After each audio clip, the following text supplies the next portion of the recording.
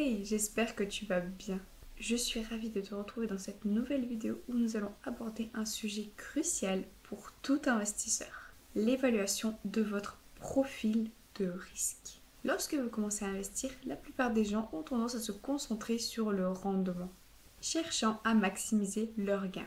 Cependant, il est essentiel de comprendre que le rendement et le risque sont étroitement liés.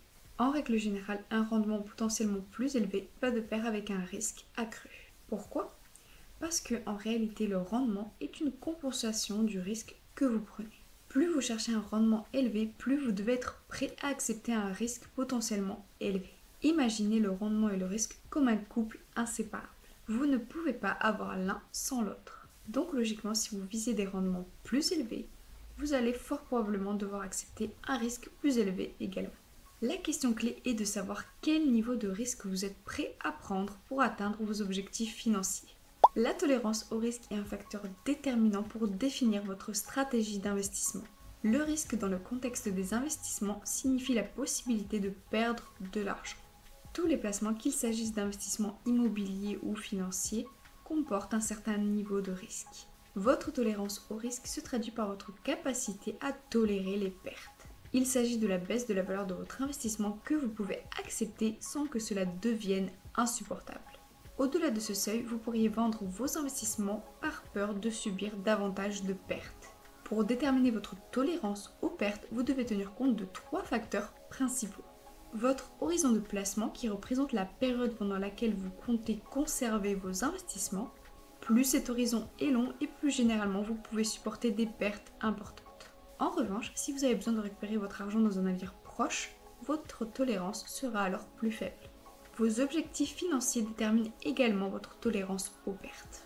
Si vous avez pour principal objectif de préserver la valeur de votre capital, par exemple, pour financer une dépense prévue, vous ne tolérerez pas une forte perte. A l'inverse, si vous cherchez à fructifier votre capital, vous serez probablement plus enclin à accepter un certain niveau de risque. Enfin, votre propre perception du risque influence votre tolérance aux pertes. Certaines personnes sont naturellement plus enclines à prendre des risques, tandis que d'autres préfèrent éviter les situations incertaines. Il est donc important de déterminer votre profil de risque pour prendre des décisions d'investissement éclairées.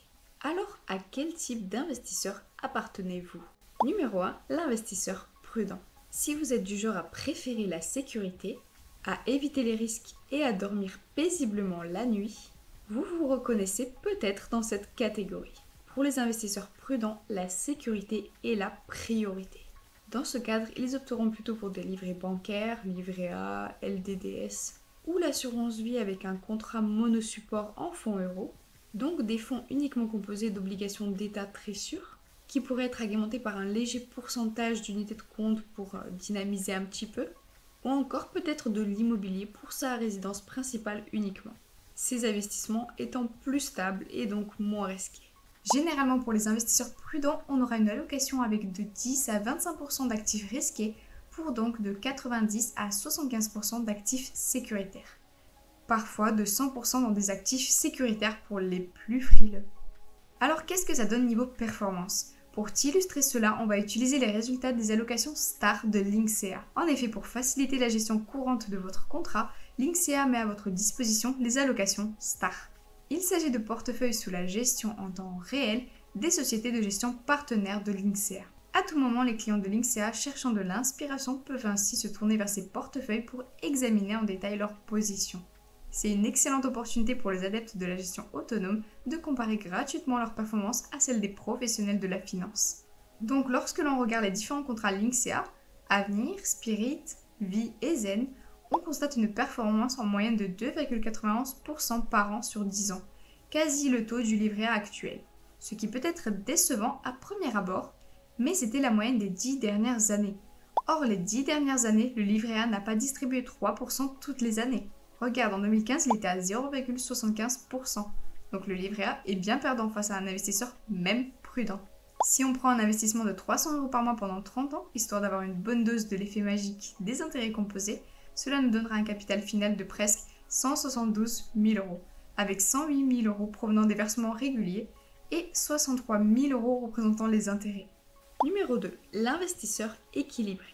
Si vous êtes prêt à prendre quelques risques mais que vous appréciez toujours la stabilité, vous pourriez être un investisseur équilibré. Un portefeuille équilibré peut inclure des actions, des obligations, des ETF, des fonds communs de placement ou encore de l'immobilier de type locatif. Cela permet de combiner une croissance potentielle avec une certaine stabilité.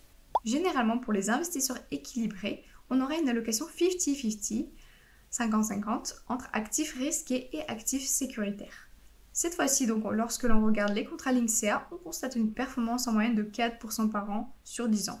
Un rendement concurrençant certaines SCPI. Si on prend donc notre investissement de 300 € par mois pendant 30 ans, cela nous donnera un capital final de quasi 207 000 € avec toujours les mêmes 108 € provenant des versements réguliers et presque autant, donc 98 000 € représentant les intérêts. Ensuite, en numéro 3, nous avons l'investisseur dynamique. Si vous êtes prêt à prendre des risques pour des rendements plus élevés et que par conséquent vous avez une tolérance au risque plus élevée, vous êtes peut-être un investisseur dynamique. Dans ce cas, il y a une multitude de choix parmi les supports qui existent. Les actions, les investissements immobiliers, les cryptos, les ETF peuvent être tous des options pour des investisseurs dynamiques. Bien qu'il ne faut pas négliger la diversification pour tout de même réduire un petit peu le risque. Généralement, pour les investisseurs dynamiques, on aura une allocation un peu à l'opposé des investisseurs prudents. On sera donc de 75% à 90% d'actifs risqués avec 25 à 10% d'actifs sécuritaires. Comme tu peux le voir, on constate une performance en moyenne de 6,39% par an sur 10 ans. Un rendement qui commence vraiment à être très plaisant. Si on reprend notre simulation, 300 € pendant 30 ans, cela nous donnera un capital final de pratiquement 316 000 € avec toujours les mêmes 108 000 € provenant des versements réguliers et quasi le double, donc 207 000 € en intérêts générés. En bonus, nous avons le dernier type, l'investisseur agressif. Ce type n'est pas qualifié chez tout le monde, mais on appellerait comme ça un investisseur qui n'a pas froid aux yeux et qui a un portefeuille généralement quasi à 100% investi sur des unités de compte type action. Généralement, pour les investisseurs dits agressifs, on aura une allocation de 95% à 100% en actifs risqués. Là, on encourt plus de risques, mais la performance est en moyenne de 8,17% par an sur 10 ans. Un rendement très intéressant. Ça booste complètement notre simulation. 300 € pendant 30 ans à 8,17% par an, cela nous donnerait un capital final de pratiquement 440 000 €. Tu vois l'exponentialité que rajoute 1 ou 2% en plus ? Avec encore et toujours les mêmes 108 000 € provenant des versements réguliers et le triple, donc 331 000 € en intérêts générés. C'est magnifique. J'ajoute que ces performances sont citées à titre d'exemple, issues des allocations stars de Linksea, donc ces performances peuvent bien sûr varier d'un investisseur à l'autre et en fonction des supports sur lesquels tu investis. Néanmoins, toutes ces performances sont louables. La question n'est pas d'être en concurrence, mais bien de développer son patrimoine de la manière la plus adéquate vis-à-vis de soi. Enfin, quel que soit ton profil d'investisseur, il est essentiel d'en être sûr et le comprendre le plus tôt possible. Prendre des décisions en phase avec ton profil t'aidera à atteindre tes objectifs. Et n'oublie pas que ta situation financière peut évoluer avec le temps. Et c'est également le cas pour ton profil. Donc n'hésite pas à réévaluer celui-ci de temps à autre. J'espère que cette petite vidéo vous a été utile pour comprendre à peu près comment trouver son profil de risque. Même si ça ne remplace tout de même pas un vrai test à effectuer chez un pro. Mais en tout cas, si tu as aimé la vidéo, n'hésite pas à la liker et à t'abonner.